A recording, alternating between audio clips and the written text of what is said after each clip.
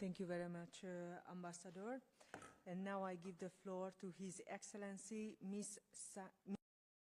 Saad Wassem, Member of the National Assembly and Federal Parliamentary Secretary of Pakistan, followed by Montenegro.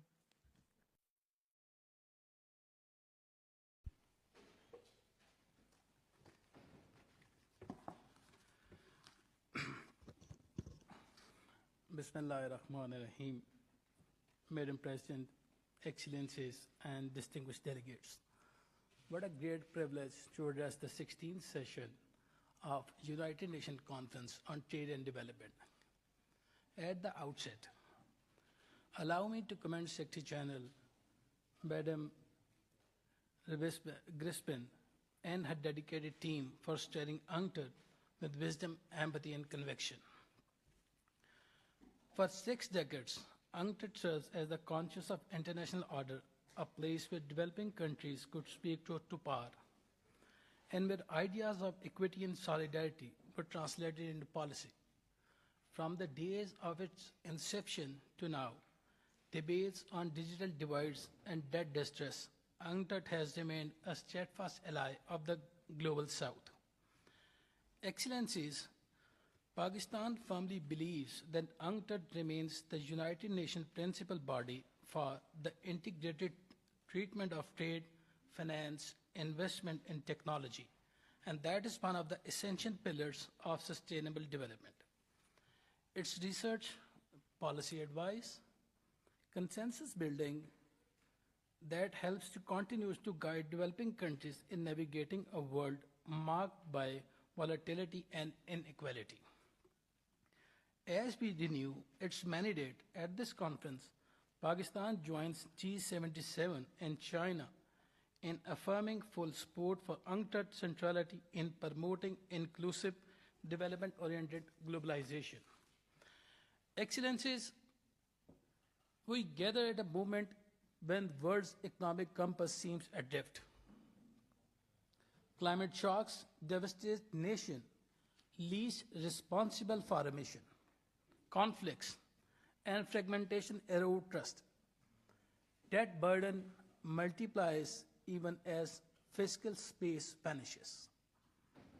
That's quite unfortunate that developing countries are paying the price for the crisis they do not make, whether climate, conflict, and contagion.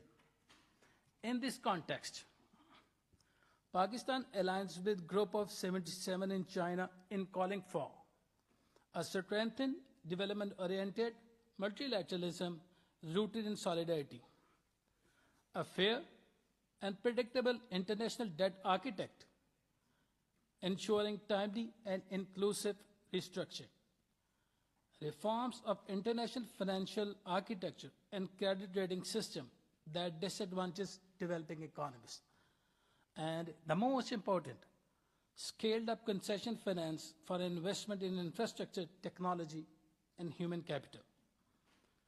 The draft UNCTAD 16 document rightly seeks to address these intellect challenges, from debt sustainability to investment facilitation, from digital inclusion to resilient supply chain. Pakistan is ready to support and to build a consensus that brings tangible hope for at least 3.4 billion people living in countries that spend, unfortunately, more on debt servicing than on education and health. And that is quite alarming. Our national poet and philosopher reminds us the world is incomplete until the oppressed are free. Let me reiterate Allama Iqbal's beautiful words. The world is incomplete until the oppressed are free. Today, economic justice is the freedom that our nation seeks. Excellencies, in recent years, Pakistan's government has taken difficult but necessary reforms to restore macroeconomic stability and revive growth. But we have done is we have stabilized our currency by reducing fiscal deficit through prudent management and reforms. We have implemented a homegrown reforms agenda supported by partners, is focused on revenue mobilization, transparency, and governance. Investment facilitation is being prioritized through special economic zones to attract sustainable foreign direct investment in manufacturing, renewable energy, and technology. The Benazir Income Support Program has been expanded to protect millions and millions of vulnerable households.